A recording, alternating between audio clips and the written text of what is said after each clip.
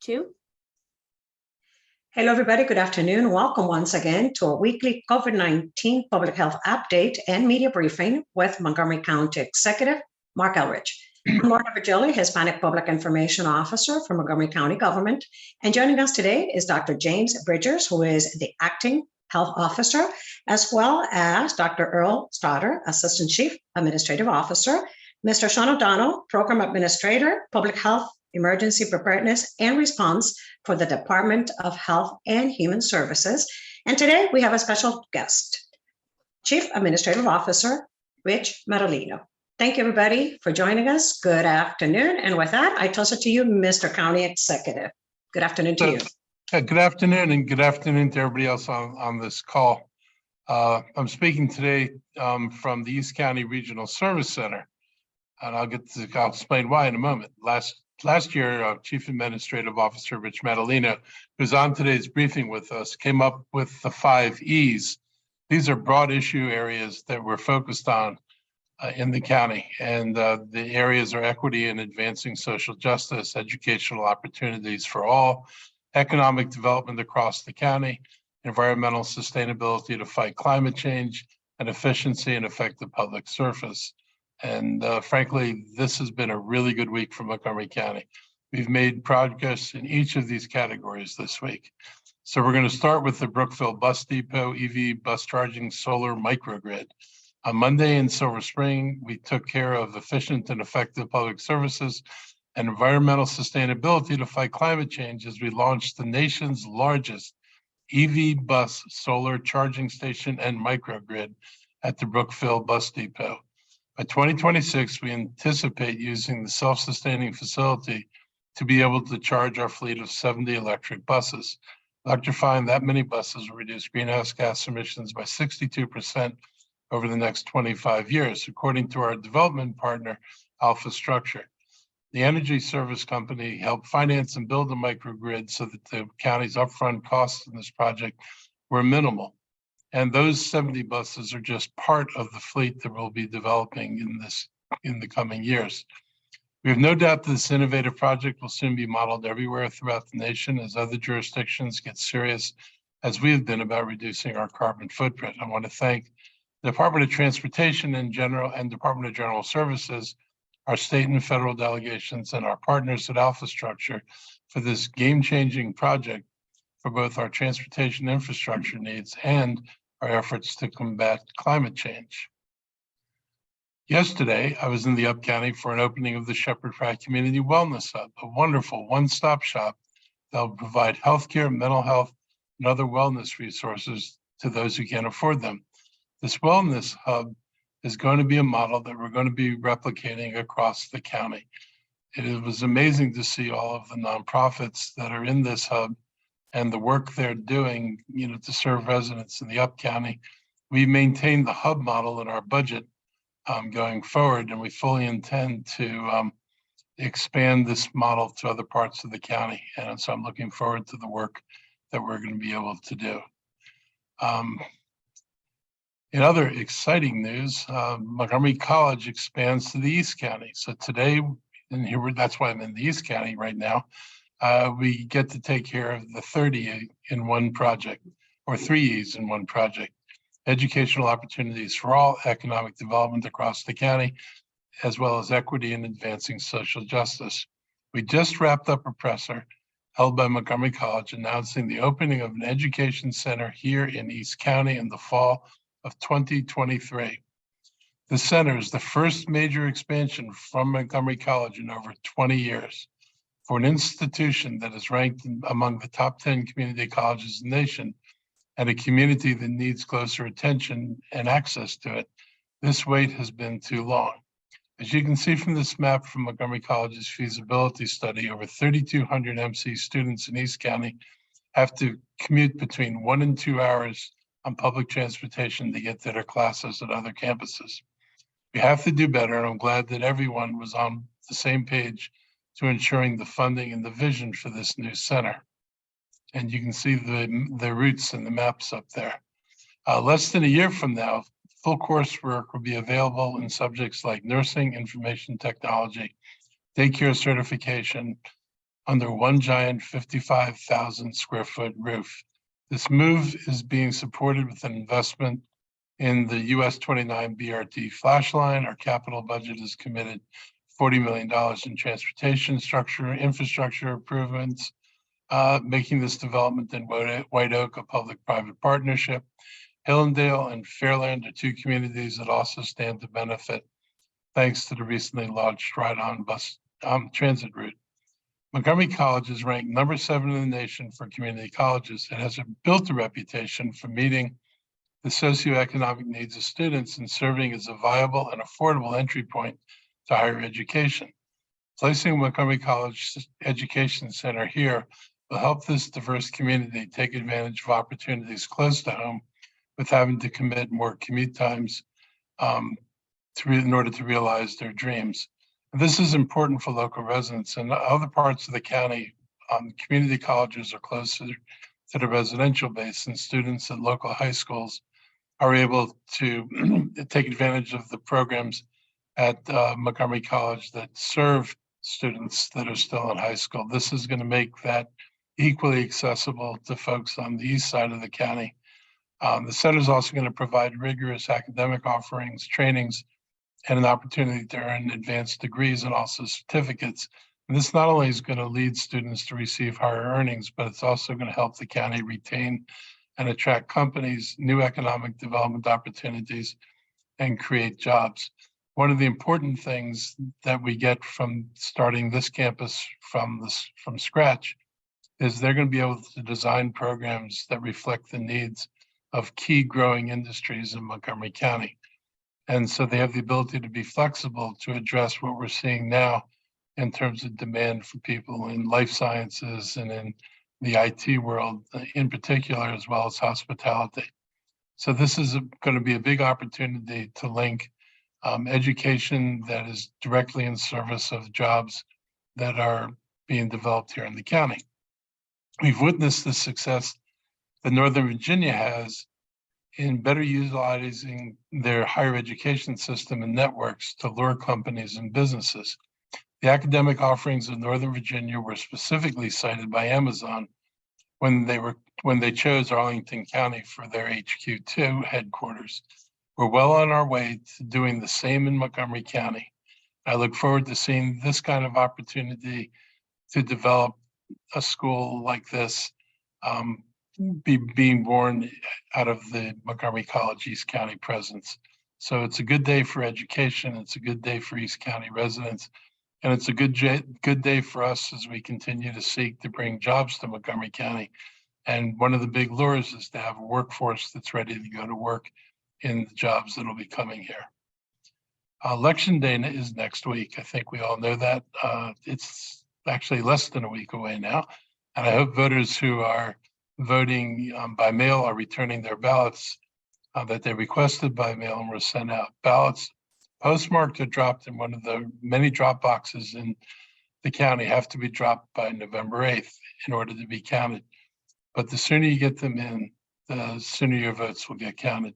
While I expect results to take time, I urge people to have patience and wait for the final results. I do not expect to see the same kind of delays that we saw in the primary, because during the primary, we were not allowed to count these ballots actually we had to wait till 2 days after the polls closed. State courts stepped in and they're changing when mail-in ballots can be counted. And so we should not have to wait as long for final results, and we should be getting the bulk of the returns in very quickly. I want to thank all of those who advocated and got this process changed. Voters do deserve the results that are tabulated accurately and timely. There are over 200 officials around this nation on the ballot next Tuesday that do not think the 2020 presidential election was correct, including officials on the ballot here in Maryland. This lack of faith in democracy is scary. And another reason why our election process must be free from interference, intimidation, or anything that would cause people to question the legitimacy of the count. That's why it's important to get the counts done quickly so people's imaginations don't go wild about what fiendish plot people have for the votes they cast.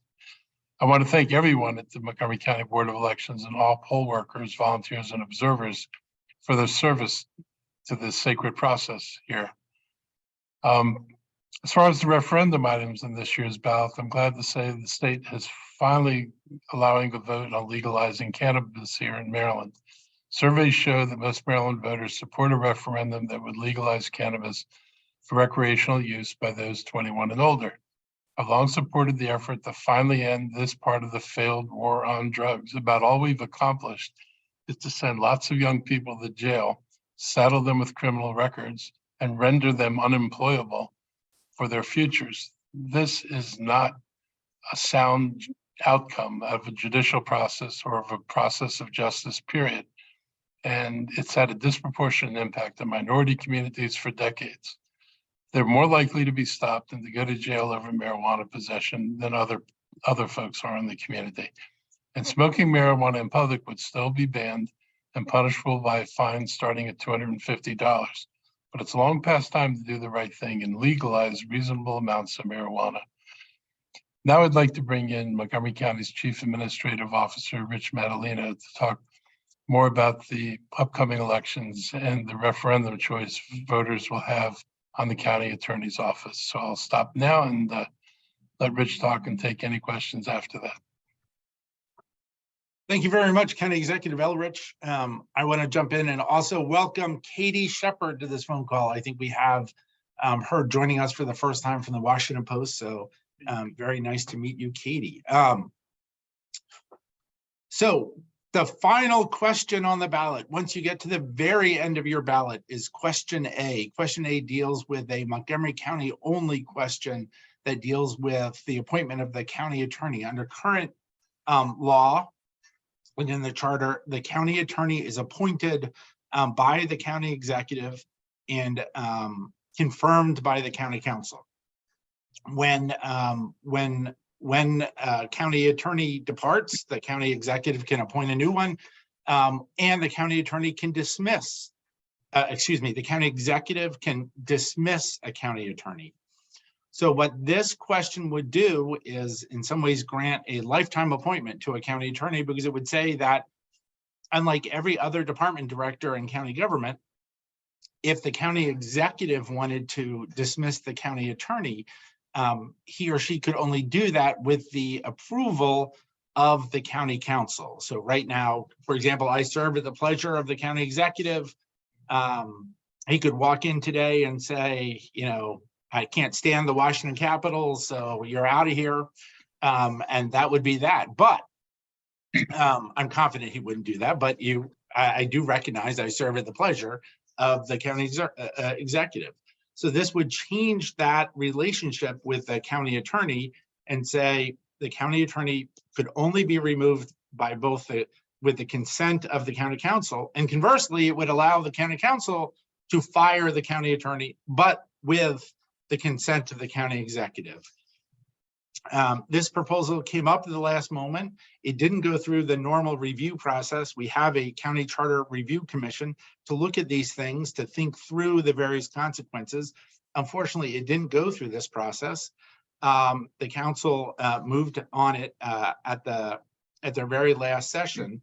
And there's just a concern, I think, that the county executive shares, that elections have consequences. And if a new county executive is elected, why should that person be required to retain the services of a county attorney appointed by a prior executive? Now, County Executive Elrich kept the same county attorney on Mark Hansen through much of his first term, who County Executive Leggett had appointed. But now that we have just appointed, and the county council just confirmed last week, a new county attorney, John Markovs, should there be a change come next Tuesday, when and if there is another county executive, that legal advisor to the county executive should be the choice of the county executive, and not also be have to go through a removal process with the county council. The county executive proposed during the review of this a provision that said, like I believe Howard County has, that the county attorney serve a term appointed consecutively with the county executive. So when a new executive comes in, that executive can appoint a new county attorney if he or she desires. And then at the end of that term, that person could be retained by a new executive or returning executive or turned over. So I think it's a question of whether or not we should have a separate county attorney who is, again, given in essence a lifetime appointment. And in our structure, it's interesting, the county attorney is the legal advisor to the county executive, but only a legal advisor to the county council. They have other legal advice that is granted to them, which then creates, I think, a bit of potential conflict over who is providing the final legal advice for the county government. So with those issues in mind, in an effort to say, hey, again, elections have consequences, an executive should have the right to appoint a county attorney that he or she decides is in the best interest of the community. The county executive is recommending a no vote on question A, that study it more, come back and see if this is one of maybe several changes that are needed to the charter moving forward to modernize county government, but there's no need to rush a lifetime appointment for the county attorney, even though County Executive Elrich just appointed an outstanding county attorney who was confirmed unanimously by the county council. And with that, I think I also was supposed to provide some numbers about what's been happening with the ballots. So far, as of last night, 32,700 people had voted using early voting in in Montgomery County. That compares to 77,000 4 years ago during the first 6 days. So early voting is down substantially in the county, but mail-in ballot requests, mail-in ballot submissions are way up.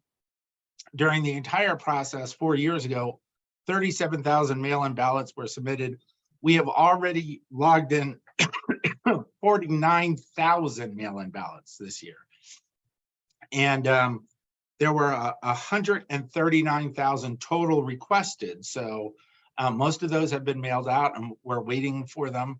As the executive said, they've got to be put in a drop box. We've got 50 drop boxes around the county. They have to be put in the drop box by 8 p.m. on November the 8th, or they need to be postmarked by November the 8th.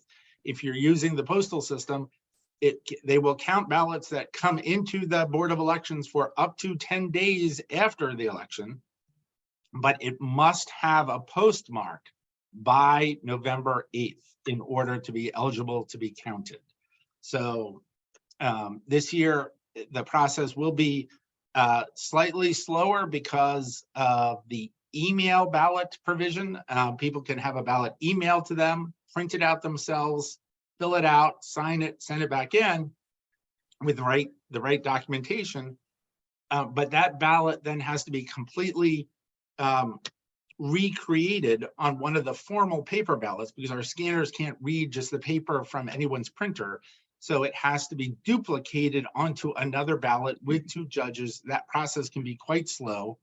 And so far, we have 23,000 email request ballots. So we could have nearly as many ballots come in this year by self-printed ballots than we had nearly in all the ballots 4 years ago. And again, that is a cumbersome process that takes a slightly more time. So just trying to let people know our Board of Elections would love to count as quickly as possible and get out the results, but there are some limitations to the structure that we use in Maryland that we ask, again, as the executive said, everyone to be patient to get the accurate results. But fortunately, because of the court decision, that counting and canvassing is going on now, so that on election night, we will have tens of thousands of mail-in votes counted and able to be those results released after all polls close on the evening of November 8th. Thank you. Thank you, Mr. Martellino. Members of the media, this is a time where if you have questions regarding elections, we're going to open it up for that. Only questions about elections, other questions after the public health update. So I'll give you a second or two so that you use the chat and see if anybody has questions. Carla Campos, Hi, Kalan. How are you? Good afternoon. Doing well. Did I interrupt anyone? I'm sorry. No, just go ahead. You go ahead.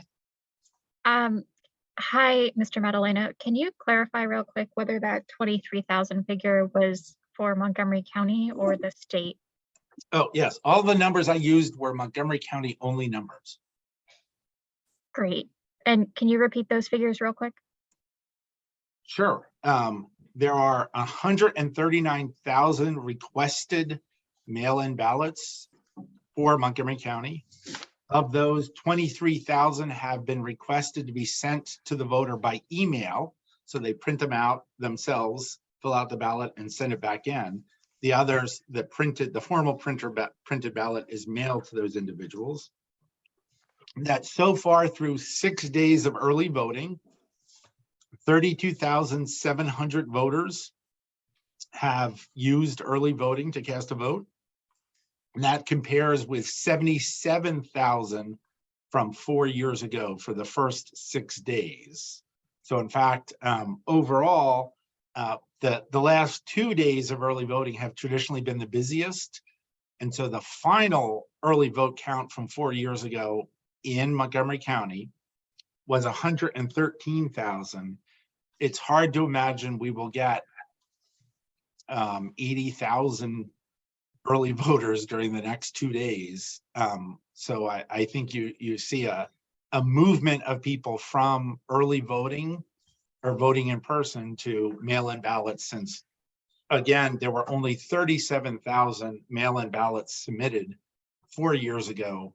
And again, there are already 139,000 mail-in ballots requested and 49,000 returned and logged in.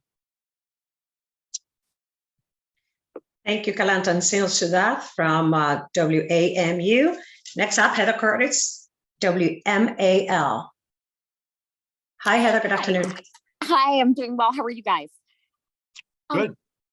I'm wondering, Mr. Madaleno, you were saying that ballots will be counted, assuming they're postmarked by November 8th, for up to 10 days after the election if they're mailed. Do you have any concerns that, given all the issues with the post office, people may mail in their ballots, they're postmarked by November 8th, but they get in too late to be counted? That is always a concern, and that's why we have so many drop boxes across the county that anyone can just walk in and just drop it in. They are picked up 2 times a day by a team of bipartisan election judges. There's one right in front of the executive office building, in fact, where I see people come every day and drop them in. So if people are concerned about the mail, you've got the drop boxes. And during the primary, I think there were very few ballots that were postmarked by the primary date, July 19th, that did not arrive before July 29th. So our experience before was that the 10 days is usually enough time for ballots to get in. Clearly, if someone by chance is watching this abroad who is a voter, please don't wait in casting and sending in your ballots from abroad, because as the Board of Elections will show during the count, we do receive ballots postmarked from all over the world, as you have Marylanders serving in a variety of capacities all over the world or working all over the world. Is that it, Heather? Is that it for you? One more quick question, if you have a minute. Wondering, we've heard things from other jurisdictions and other parts of the country about, some sort of things that could be considered voter intimidation happening near drop boxes. Are you at all concerned that people may, have issues? And obviously Montgomery County is different from some of the places where we've heard these things have happened, but are you concerned that people may have issues when they're submitting their ballots? And have you seen any of that? I don't know if the county executive wants to answer that question first, or if he wants me to take it. I don't know of any, and I would not be surprised if some incidents occur, but I can't think of anything offhand that's come to our attention. We have been actively engaged with the law enforcement. Our law enforcement agencies have been actively engaged with the FBI. We have no We have not seen or heard of any threats of that sort of activity here. So people know, every ballot box is monitored by an HD camera 24 hours a day. So any attempt to interfere with it or to cause a problem near it, we are watching. All of the devices, all of the drop boxes have a fire suppression unit inside of it. So they are designed to withstand an attempt at vandalism or destruction. So there is some thought that's going on, that has gone into the way Maryland runs its drop boxes and secures them for the safety of the voter and the votes. Great. Thank you so much, gentlemen. Thank you, Heather. you. Up next, Steve Bonnell, but that's a beat. Also questions regarding elections for the CAO. Hi, Steve. Good afternoon. Afternoon. I just had a question on question A, which Rich had kind of addressed. I've read about this before, and what's interesting is that the former County Attorney Mark Hansen had at least been part of recommending this to kind of remove the, unintended, bias of, the county attorney serving either under just the executive or legislative branch. That's at least what he had said, in arguing this. I just want to give you a chance to respond to that, because obviously you just offered a lengthy explanation, but either of you can kind of field that, because I want to give you a chance to respond to that. So I'm not too hurt, Steve, that you referred to my comments as lengthy. But well, it was descriptive. yes, I know. I know it's one of the attractive features of my personality. Nothing. No, I would say that, and I believe in reflecting the opinion of the county executive, elections have consequences. An executive should have the right to the legal counsel that he thinks is going to provide the best advice for the residents of the county, and not have to be limited to just the person who had been in the office before. That being said, interestingly, the county executive, when he came into office and during his first 3 years in office, could have made a change with county attorney, but did not, and kept Mr. Hansen on because of his value, experience, and perspective, representing the county government as someone who I believe spent 3 decades in the county attorney's office, eventually rising to county attorney. So, and I think the whole idea is another executive, should one be elected on next Tuesday, or when another executive takes office, should not have to just stick with Mr. Markov's if this is if there is a change in executives. So I guess, and it's interesting philosophically, because, obviously the council unanimously approved Markov, who's been in the office a long time himself, but is it the view that the legislative branch and the executive branch should have, I guess, different chief legal advisors at that point? Because that's, I guess, how it's functioning now, essentially. But I just pulled up the charter, and it was interesting. It says that the county attorney is supposed to represent the county, just the county, period. So Yes. that to me is the philosophical debate here, and that's the model I described. That's how you feel, then I understand the argument, but I just want to make clear I'm understanding it. Well, and there is a provision in the charter that says the county attorney is the legal advisor to the county executive, but a legal advisor to the county council. So the council can use additional legal advice. The executive is only allowed the legal advice of the county attorney. We tried to suggest, okay, if you're going to have this person as, in essence, a pseudo-independent lifetime appointment, they should be the legal advisor to both the council and the executive. And the council decided against making that change. So, it's interesting that an executive is required to deal with just the county attorney, whereas the county council can seek their own legal advice, which seems of a bit of a mismatch. But that's one of the things we wanted to work through with the Charter Review Commission. let's talk about these things as opposed to, and think about the various consequences, a different structure. You know, this is based on a model city charter that the International City Managers Association has available. And, you know, our thought was, all right, that's, you know, if this is one change that is recommended, maybe there are some other changes that should be balanced at the same time. So that's why the executive is again recommending a no vote on question A. Okay. Now that I might have put everyone to sleep, thanks, Rich. Steve, I think I'd add that, you know, the council has its own, has its own attorney. And so it's kind of weird that the council retains somebody who they refer to as the council's attorney, and that the executive has, I can't suggest that they fire this person or have a vote on firing. This is totally their decision. And then on the executive side, for the council to say, well, no, you don't get to have your attorney, that we have the ability to try to remove that person. It's a really unbalanced situation, and it puts one attorney accountable to two bodies where their attorney is only accountable to the county council. So it's hard to understand why they're doing this from an operational point of view. Thank you both. Thank you, Steve. Members of the media, any other questions for Chief Administrative Officer Rich Madaleno regarding elections? Going once? Twice? No questions?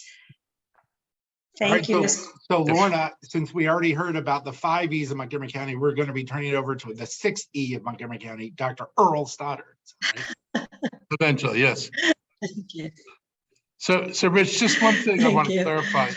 If you requested a mail-in ballot and then go in and vote in person because you haven't returned it, then your vote won't get counted until they verify that there's not a mail-in ballot that's come in from you as well. So you might well delay having your vote counted if you choose to vote in person, if you'd already requested a mail-in. So if you've requested a mail-in, please drop it off.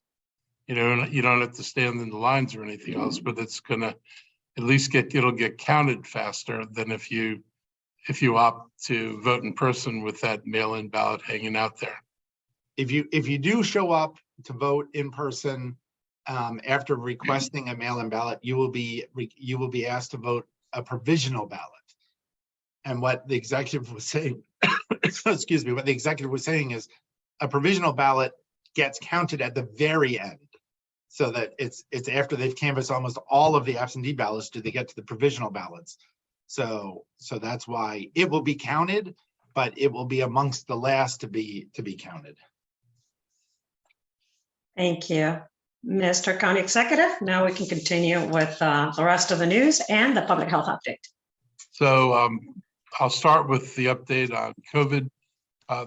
We have had a slight uptick in COVID cases though our community threat level still remains low. However, we're seeing more non-COVID respiratory illnesses driving people to the hospital. This is very concerning, especially as we're heading into the winter months. We're especially concerned about the number of children hospitalized with RSV, a common respiratory illness that is hitting communities across the nation earlier than normal. And that may be driven by the fact that many children have not been exposed like this in quite a while. When everybody was wearing masks, our exposure to flu and our exposure to RSV was reduced, as was our exposure to COVID. Now that fewer people are wearing masks, you're seeing increased exposures, and RSV is a problem for young children and can be a problem for older adults. And all these things contribute to people landing up at a hospital, which obviously is a problem. So it's important that people think about this, and you may well, I would certainly suggest, particularly if you've got young children, wearing a mask and making sure they wear a mask. And we'll continue to monitor hospitalization rates to make sure that things don't get to the point that we're jeopardizing the capacity of our hospitals. we may be ready to have our kids to return to school and after school activities, but our immune systems have had this long break, and it's longer than what's normal. So please be aware of RSV if you're a parent, and look out for symptoms in their children. I did note that there was a report that one of the drug companies has a vaccine for RSV, but I don't know that it has been approved yet. I just noted that they said they had produced a vaccine. So hopefully, if it's approved, that'll provide a little bit of relief in this area as well. As far as our COVID rates, with more people visiting hospital with flu-like symptoms leading to more tests and a slight uptick in positive cases, health experts are referring to it as a wavelet. They expect COVID-19 cases to rise over the upcoming weeks. But as we said before, we're hoping that we can keep them not too much more than 100 cases per 100,000 residents. Our main concern, and will continue to be, the rise of hospitalizations and the strain on our healthcare systems during the fall and winter.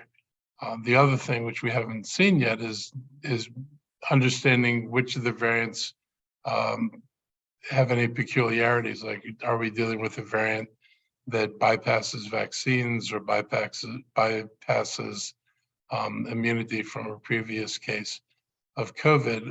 All that can affect the number of people who get sick and ultimately end up in a hospital. And we see more strains at higher levels of presence than, and you can see that in this chart. You know, we were dealing with this before. You'd have one variant like, say, BA5, and then you'd have a bunch of subvariants, and the subvariants would be pretty small. But right now, you've got BA5 having fallen to about 47% of the cases. And then you've got, you know, the next variant is almost 17%. The next one is 11%. The third one is 10%. And the fourth one is a little over 8%, I guess. And so those four variants, you know, comprise a pretty significant number of cases. So you can see the virus is changing and producing more variants, and you're getting more variants at the same time. So everybody is paying attention to what this means, and are these variants different? Will their impacts be different? And how effective will our current protections be given the different variants that are out there? The other development with COVID, as I said, is the variety, well, it's not the other, this variety of Omicron that we're seeing in the county. Sean's going to go into that in more detail. So we'll talk more about that in the rest of the report. We have to remember that the Omicron variant is different than the original COVID strain, but now we have a vaccine that's specifically made to protect against the Omicron variant. And that's why it's important for families in Montgomery County to seek out bivalent boosters for anyone 5 and up, and if it's been more than 2 months since their last COVID vaccine. As the county's Boosterama, I was at the county's Boosterama last weekend at Westfield Wheaton. We had more than 100 families come in and get their shots. We had a steady stream for 3 hours that we were there, and I want to thank Westfield Partners, along with Latino Health Initiatives, Por Nuestra Salud y Bienestar, and the DHHS department for organizing this event. I'm also appreciative of the media coverage, which also helps us get the word out about the importance of the boosters as well. Getting folks their bivalent booster over the next 3 weeks prior to the beginning of the holiday season is really critical. So far, only 14% of all county residents have gotten their bivalent booster, and 24% of those are over 50 have taken the shot. So we have disproportionate age difference in who's taken the shot, but we have generally a very low number of people taking the shot. And that means you're not going to be having the protection you could have against the Omicron variants. And these new variants that are coming up so far seem to be subvariants of the Omicron strain. Getting the flu shot is also a priority, as this flu season is predicted to be one of the worst. The county has a free flu clinic next Thursday, November 10th, from 9 a.m. and 3 p.m. at the Dennis Avenue Health Center in Silver Spring. Appointments are required, and you can make one by visiting montgomerycountymd.gov/flu. Most pharmacies and urgent care centers and healthcare providers in the community also offer the flu vaccine. I was able to get it on a walk-up basis myself. Vaccines are our best defense against viruses like COVID and the flu, but you can still protect yourself by washing your hands regularly and staying away from people who are sick. So now I'd like to turn this over to Sean O'Donnell for his presentation, and he'll also give us an update on the monkeypox situation. Thank you, County Executive Elrich.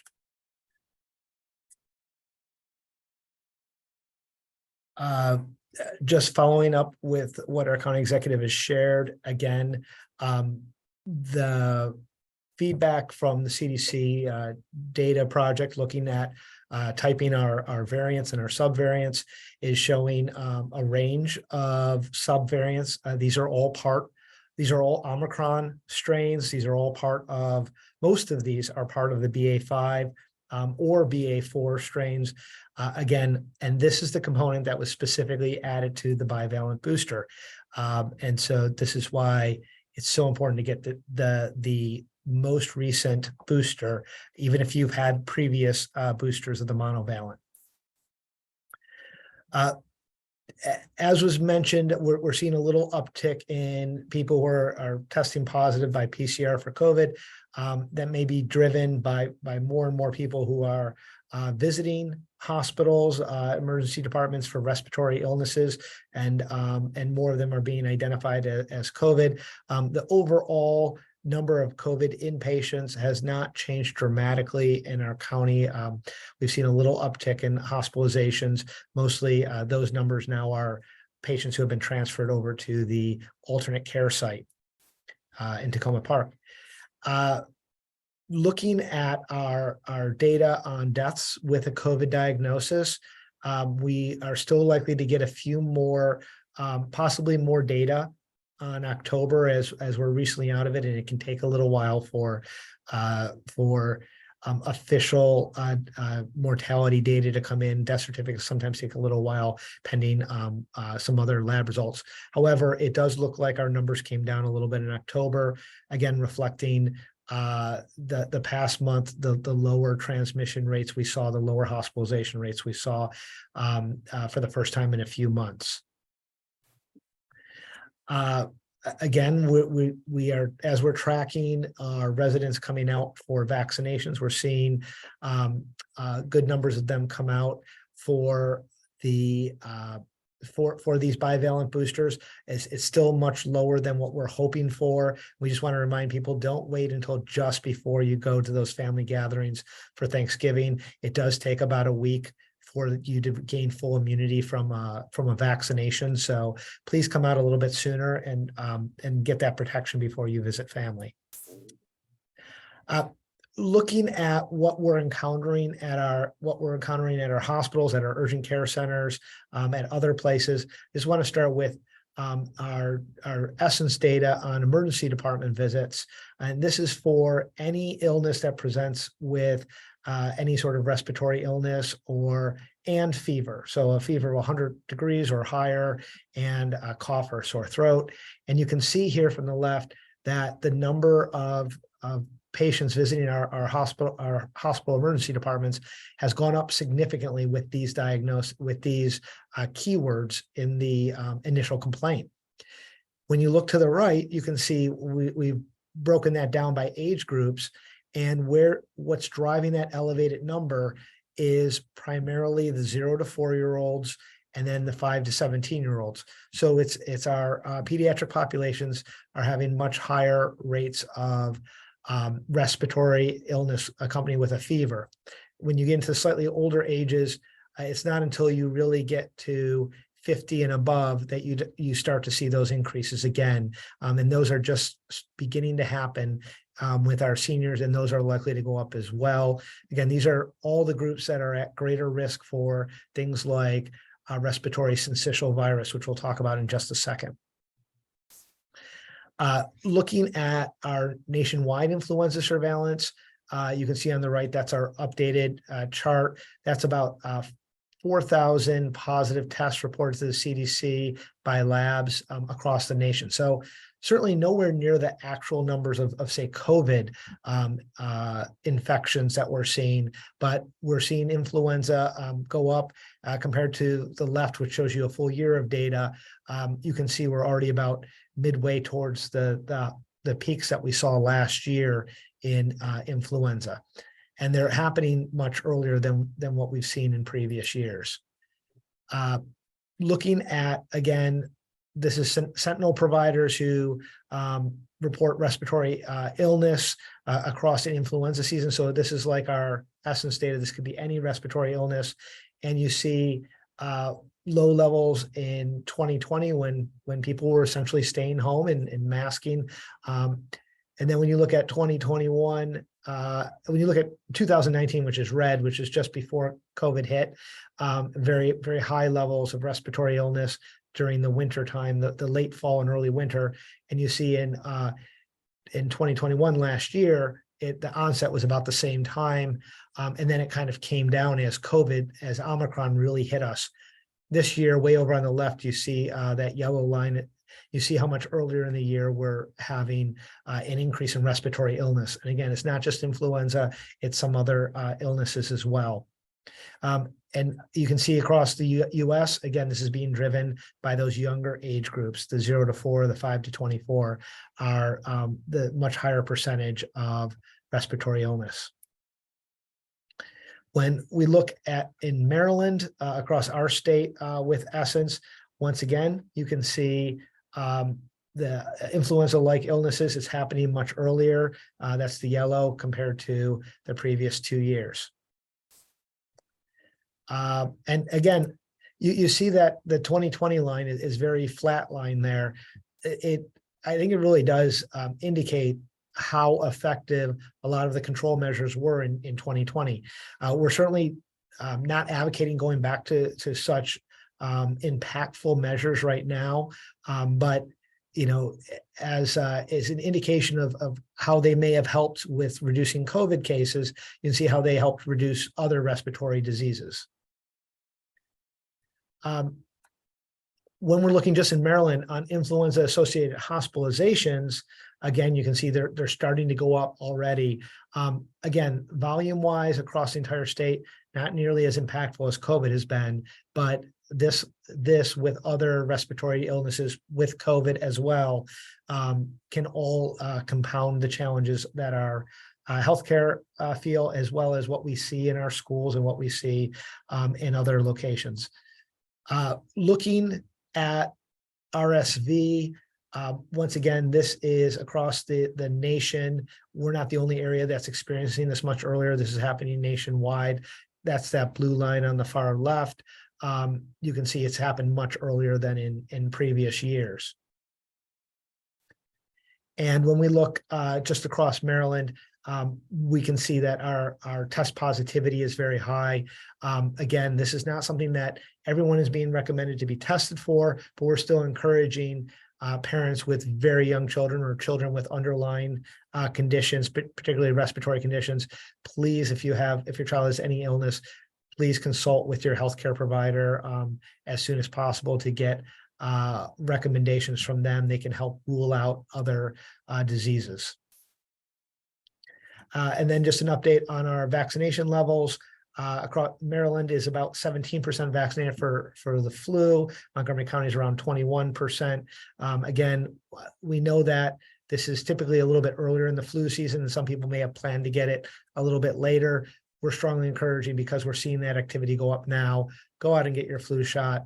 Don't wait a couple of weeks, or you may end up, unfortunately, getting that immunity by becoming ill. Finally, just to turn to our MPOX, we continue our surveillance. Maryland is now up to 711 cases. That's an increase of, I believe, 11 cases over the last week in the state. And talking with our colleagues in DC and Virginia, we're still seeing some new cases occur. Fortunately, in Montgomery County, across the nation, they've come down extensively, we're still seeing some occur. Montgomery County has only had one new case in the last 3 weeks.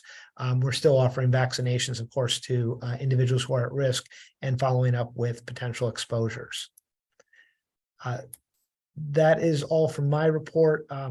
I just wanted to see if Dr. Bridgers or Dr. Stoddard have any additional comments they would like to make. Thanks, Sean. Just one quick update. I just got an alert from the Metropolitan Council on Governments for the nation's capital region. The monkeypox, mpox declaration state of emergency has been extended through January 31st, but you aptly touched on it. We've had one case over the past week, so we continue to push forward and administer those vaccines. We had about 2 months ago, we had about 3,500 doses. I think we're down to under 200 now, so we are administering the doses, and we continue, of course, along the continuum of prevention. So just wanted to add that. Thank you, Dr. Bridgers. Dr. Stoddard, do you have any initial remarks? We do have a hard stop at 2:15. Yeah, I just want to give one second comments. I do want to thank the work of the Department of Health and Human Services, Office of Emergency Management, Homeland Security, the City of Rockville, Fire Rescue for the response to the 880 College Parkway fire on Monday. We had 52 adults and 10 children displaced by that event. Some of those displacements are going to be lengthy, and the Department of Health and Human Services continue to work with families. The one thing I want to put out there is if there are families who have not been in contact with Health and Human Services already, please do reach out to the number 240-447-2693 if you need assistance from that fire. Thank you. Thank you, Dr. Stoddard.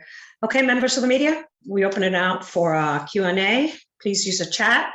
And we do have a hard stop at 2:15 this afternoon. So we have 15 minutes to answer your questions. I don't see any requests for questions quite yet on the chat, but we'll give it a second or two.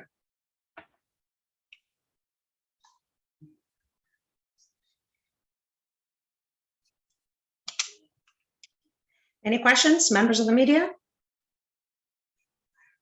Yes, hey. Regarding the public health update? Oh, there's Kate Ryan. There I am. I Hi. knew you were there. I wanted a quick follow-up with Dr. Stoddard on Go that ahead. bit of information. The 52 adults, 10 children, was the cause of that narrowed down? We heard a burning through the floor under an HVAC unit, but was it a wiring? Was it the HVAC unit itself? Do we know? And when we say these people may be out for some time, are they being sheltered, or did they find their own, friends or family who could help out? Just a little more on that. Yeah, so cause of the fire is still under investigation. I actually reached out to, I have to reach out to Chief Goldstein, see if there's any updates today, but as of yesterday, it was still under investigation. They have a couple of leads that they want to just make sure that they can track them down and figure out. They're still looking for one of the occupants of the, not that they had been injured or anything like that, but that they just need to connect with one of the occupants of they believe the source apartment on that one. And so most of these units are condos, which means that for the most part, they have homeowners insurance that would cover any loss of availability of the unit. In some cases, they don't have insurance, in which case those are the people with whom HHS is doing their normal case management work. We have one of the more well-developed sheltering programs in anywhere in the state or in the region. And so this is not our first experience with this. And so we work with people. There are 2 buildings that are displaced. One of the buildings is believed to be relatively minor utility-related issues, so their displacement should be pretty short.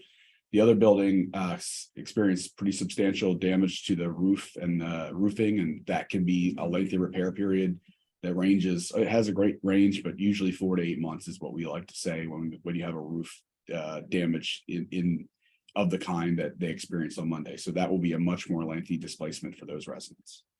Wow, thank you very much. Thank you, Kate. Members of the media, any more questions?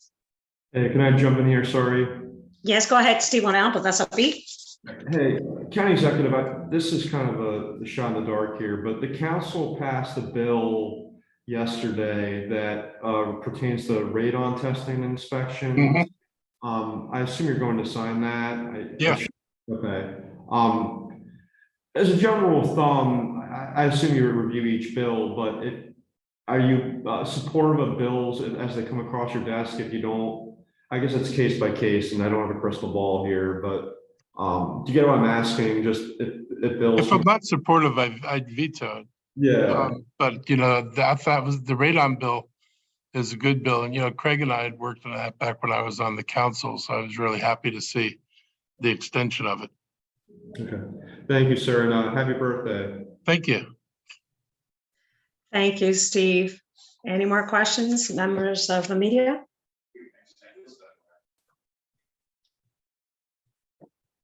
All righty then, going once? Twice? No more questions? I guess we're done for today. Have a great afternoon, everyone. Stay safe, and we'll see you again next time. Bye-bye. Thank you. Bye.